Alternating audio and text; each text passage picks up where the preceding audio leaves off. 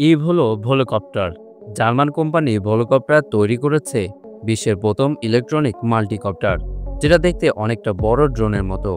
এর আছে 18টি রোটার, যা একসাথে কাজ করে। যাত্রীসহ স্থিরভাবে আকাশে ভেসে থাকতে পারে। সম্পূর্ণ বিদ্যুৎ চালিত এই ফ্লাইটিং ট্যাক্সি শহরের মধ্যে স্বল্প দূরত্বে পরিবহনের জন্য তৈরি।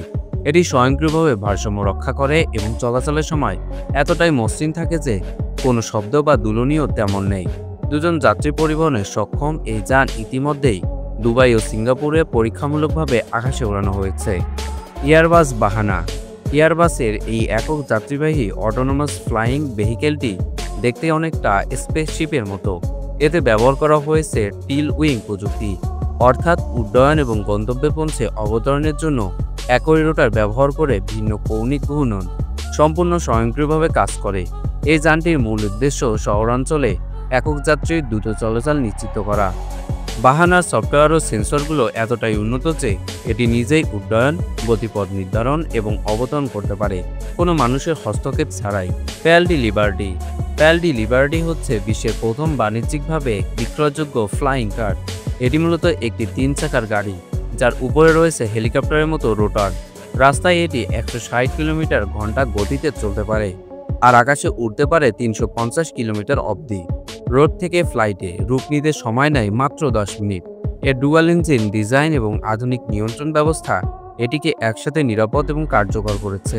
এটা এমন এক বাস্তব উদাহরণ যা একদিন প্রত্যেকের ব্যক্তিগত যানবাহনের সংজ্ঞা বদলে দিতে পারে। ফ্লাইবোট এয়ার। ফ্রেঞ্চ উদ্ভাবক ফ্রাঙ্কি জাপাটার তৈরি এই ফ্লাইবোটটি যেন একেবারে সুপার হিরোদের মতো।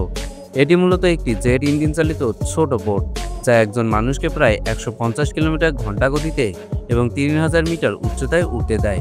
এটি জ্বালানি হিসেবে ব্যবহার করে কেরোসিন এবং গাইরোস্কোপি নিয়ন্ত্রণে ভারসাম্য রক্ষা করে।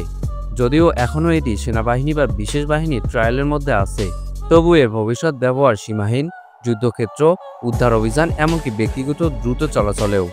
অ্যারোএক্স। এই হোভার বাইকটি এমনভাবে ডিজাইন করা হয়েছে যেন এটি মাটি থেকে 10 ফুট উপরে ভেসে চলতে পারে। এটি দেখতে অনেকটা বড় মোটর বাইকের মতো, তবে চাকাগুলোর জায়গায় রয়েছে 2টি হেলিকপ্টার রোটার। এর গতি ঘন্টায় প্রায় 70 কিলোমিটার এবং এটি একজন পাইলট সহ মালবাহী কার্যক্রমেও উপযোগী। মূলত কৃষিকাজ, বনরক্ষা বা নিরাপত্তা টহলের জন্য তৈরি হলেও অ্যারোএক্সের প্রযুক্তি ভবিষ্যতে ফ্লাইং বাইক সংস্কৃতির সূচনা করতে পারে। S3 hover bike. Russian company Hoversurf তৈরি করেছে এই হোভার বাইকটি, যা ড্রোনের মতো রোটারের মাধ্যমে উড়ে চলে। একক যাত্রীর জন্য তৈরি এই যানটি সাময়িক এবং পুলিশের ব্যবহারের জন্য উন্নত করা হচ্ছে। উড্ডয়ন ও অবতরণ উভয় করা যায় খুব কম জায়গায়, আর সহজেই সংকীর্ণ স্থানে নিয়ন্ত্রণ করা যায়। এখনও পরীক্ষামূলক পর্যায়ে থাকলেও ইতিমধ্যেই দুবাই পুলিশ এই যানটি ব্যবহার করতে শুরু করেছে।